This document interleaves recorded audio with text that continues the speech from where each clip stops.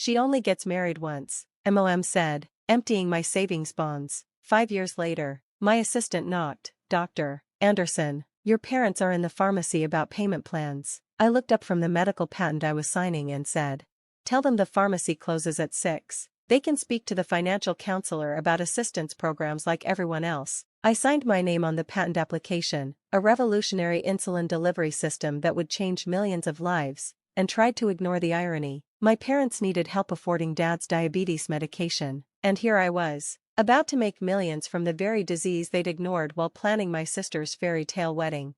5 years. It had been only 5 years since they'd emptied my future for Chloe's special day. I was 24, in my second year of medical school, when the bonds matured. 20 years of birthday money, Christmas gifts, and graduation presents from grandparents, aunts, uncles, all invested in savings bonds in my name. They'd grown to $47,000, not a fortune, but enough to get me through med school without crushing debt. We need to talk about Chloe's wedding, Mom had announced that Thanksgiving, her eyes sparkling with excitement I'd never seen when discussing my medical school achievements. What about it? I'd asked, though Chloe's engagement to her investment banker boyfriend was all anyone talked about anymore. She has such a specific vision, Mom gushed. The Plaza Hotel, custom Vera Wang dress, flowers flown in from Holland, a live band from Nashville. It's going to be magical. Sounds expensive. $60,000, Dad said, the number hanging in the air like a challenge. Wow, hope Brad's family is contributing. They're paying for the honeymoon, Chloe said defensively. Bora Bora, 2 weeks. So you need $60,000 for one day? The most important day of my life, Chloe corrected, her engagement ring catching the light. She'd made sure everyone noticed the 3-carat stone at every opportunity. We've saved $15,000, Mom continued. Brad's parents gave 10. We're looking at options for the rest. That's what I felt the shift in the room, the way they all carefully didn't look at me. No, I said immediately, whatever you're thinking. No, hear us out, Dad said in his reasonable voice. Your bonds are worth $47,000. We'd only need 35. You'd still have 12,000 left. Those bonds are for medical school. You have loans, Mom pointed out. Everyone takes loans for school. I already have loans. The bonds were to minimize them, to let me focus on studying instead of working 3 jobs. She only gets married once, Mom said, as if that explained everything. This is a once-in-a-lifetime event. So is medical school. Natalie, don't be selfish, Chloe said, tears already forming. She'd perfected the art of crying without ruining her makeup. I've dreamed of this wedding since I was 5, and I'd dreamed of being a doctor since I was 7. The difference is, I worked for my dream. Are you saying I don't work? Chloe's voice rose. I've spent months planning this wedding. Planning to spend other people's money isn't work. Girls, please, Dad intervened. Natalie, think about it logically. You'll be a doctor. You'll make plenty of money to pay back loans. But Chloe only has this one chance at her perfect wedding. Perfect wedding? She's known Brad for 8 months. When you know, Chloe said dreamily. What I know is that those bonds are mine. Legally, morally, mine. Actually, Mom pulled out paperwork. We're still listed as custodians. We can access them until you're 25. I'm 24, which means we have a year to help both our daughters achieve their dreams. By stealing from one to give to the other? It's not stealing, Dad said firmly. It's family helping family. Chloe would do the same for you. I looked at my sister, who was scrolling through Pinterest, already mentally spending my money on centerpieces. Would you, Chloe? Would you give me $35,000 if I needed it? She looked up, offended. I don't have $35,000, but if you did? That's not fair. This is my wedding we're talking about. My special day. And this is my future we're destroying for your special day. One day, Mom said sharply. You're being asked to sacrifice for one day. Your sister's wedding day. The day every girl dreams of. Not every girl dreams of a $60,000 party. Some of us dream of curing diseases and saving lives. You can still do that, Dad said, just with more loans. Do you know what $35,000 in additional loans means? With interest? That's $50,000 I'll be paying back. That's years of working in underserved areas because they're the only ones offering loan forgiveness. That's delaying having a family, buying a house, having any life outside of paying back debt you created. Now who's being dramatic? Chloe rolled her eyes. It's just money. Just money? Then why don't you just have a smaller wedding? Because I deserve my dream wedding, she snapped. I'm only doing this once. What about my dreams? You'll achieve yours no matter what, Mom said simply. You always do. You're the smart one, the driven one. Chloe needs our help more. Chloe needs a reality check. 60,000 for a party is insane. It's not a party, Chloe cried. It's my wedding, the beginning of my life with Brad. Then maybe Brad should pay for it. His family already contributed, Dad said. 10,000 for a $60,000 wedding, while his bride's family goes into debt. We're not going into debt, Mom said. We're using available resources. My resources, family resources, Dad corrected. And the family has decided. They'd already decided. This whole conversation was just a formality, a chance for me to agree gracefully, but I wasn't graceful. I fought, begged, reasoned, cried, none of it mattered. The bonds were cashed the next week.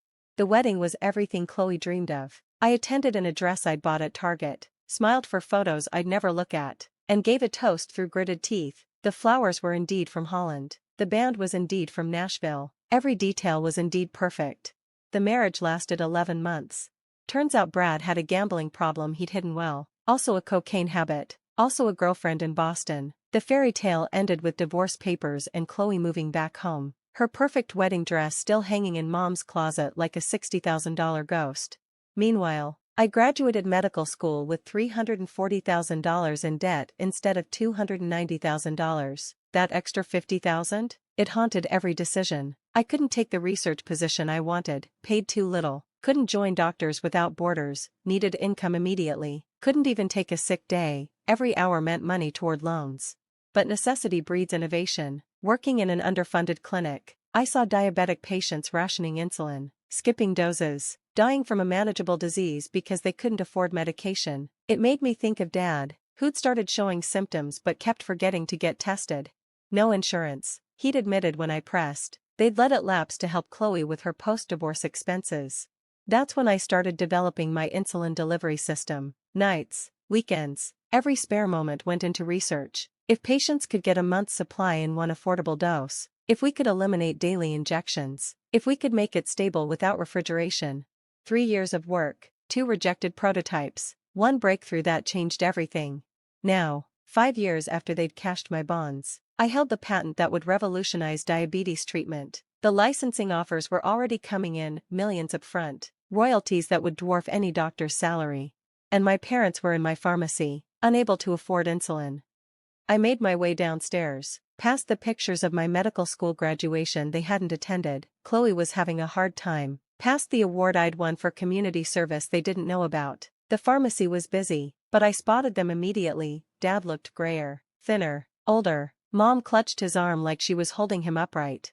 Dr. Anderson, the pharmacist called out. Your parents are here about Mr. Anderson's prescription. I approached the counter. What seems to be the problem? Natalie, Mom's face flooded with relief. Thank God, there's been a misunderstanding about Dad's insulin. No misunderstanding, the pharmacist said quietly. The prescription is $400 a month. Insurance denied coverage. $400? Dad's voice was weak. But I need it. My blood sugar is over 300, I said, glancing at his recent lab work on the screen. You've been diabetic for at least 2 years without treatment. We couldn't afford, Mom started. To see a doctor, yes, I figured. Too busy helping Chloe maintain her post-divorce lifestyle? That's not fair, Mom protested. She lost everything. She lost a marriage that lasted less than a year. I lost my financial security for a lifetime. But we're not here to discuss Chloe. Can you help? Dad asked directly. The medication. Can you help? I looked at him, really looked at him. The man who'd cashed my bonds without blinking. Who'd chosen Chloe's one perfect day over my entire future. Who'd literally sold my tomorrow for her today.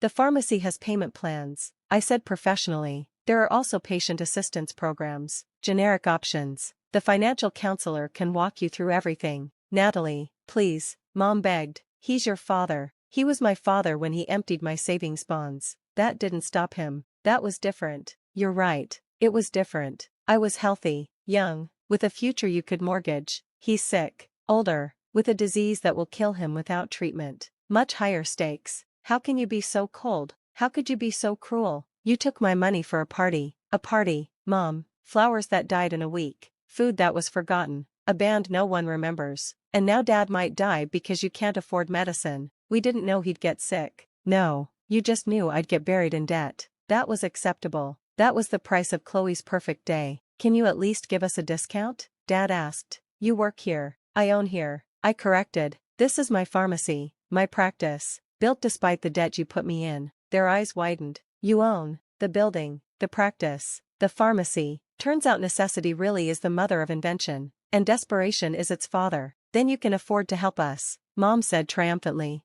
I can afford a lot of things. The question is whether I should. We're your parents. Were you my parents when you stole my bonds? When you mortgaged my future for Chloe's wedding? When you chose her wants over my needs? We've apologized. No, you haven't. Not once. You've justified, explained, defended, but never apologized. Silence fell between us. Other customers pretended not to stare. I'm sorry, Dad said quietly. We're sorry. We shouldn't have taken your money. Because you need my help now? Or because it was wrong? Both. He admitted. It was wrong. And we need help. At least he was honest. I pulled out my prescription pad. Wrote quickly. Take this to the financial counselor. It's approval for our hardship program. Insulin at cost, about $40 a month. Natalie, but, I continued, there are conditions. First, you'll participate in our diabetes education program. Every class, every session. Second, you'll volunteer here 20 hours a month, helping other patients navigate insurance and assistance programs. Third, you'll write a letter to my medical school, explaining why you believe parent financial interference should be considered in scholarship applications. That's humiliation, Mom protested. That's accountability. Take it or leave it. We'll take it, Dad said quickly. Thank you. Don't thank me. Thank the patients you'll be helping. The ones whose families didn't sacrifice their health for a party. I turned to leave, then stopped. Oh, and the patent I was signing when you arrived? It's for a new insulin delivery system. 1 dose monthly, shelf-stable, affordable. It'll help millions of diabetics worldwide. That's wonderful, Dad said weakly. It is, and it exists because I couldn't afford to take the easy path after graduation, because my debt forced me into clinics where I saw real need, because your choice to fund Chloe's wedding led me to patients who couldn't fund their survival. So we helped? Mom asked hopefully. No, you hurt. I just refused to let that hurt define my limits. Will you ever forgive us? Dad asked. I forgave you the day I realized your choices freed me from feeling obligated to you. But forgiveness doesn't mean forgetting, and it definitely doesn't mean enabling. We're not asking for enabling, aren't you? You came here expecting your daughter the doctor to fix the mess you made, just like you expected me to sacrifice for Chloe's mess. The pattern continues. We've learned our lesson, Mom insisted.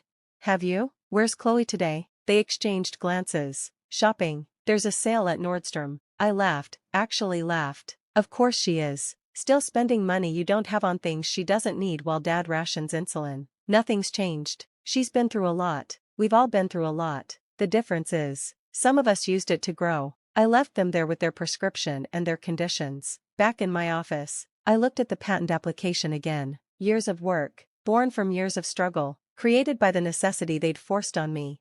My phone buzzed. Chloe. How dare you humiliate Mom and Dad like that, making them volunteer like common. I hung up and blocked her number. I had no interest in her outrage or her adjectives. The irony wasn't lost on me. They'd cashed my bonds to pay for her wedding, a union that failed spectacularly. Now I was providing Dad's medication at cost, a union of doctor and patient that would save his life. One investment in vanity, one investment in humanity. The returns spoke for themselves.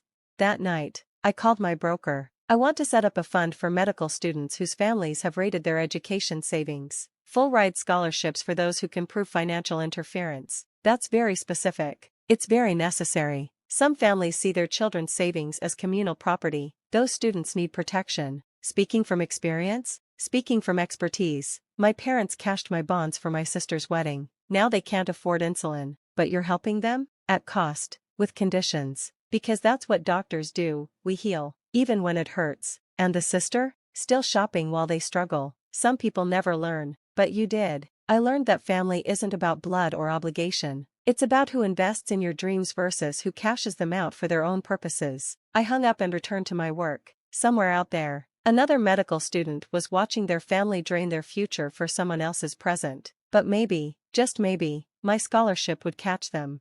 Because she only gets married once? Well, you only get one chance to protect your future from those who would sell it for flowers from Holland. And sometimes, the best medicine is prevention. Even if it comes 5 years too late for yourself.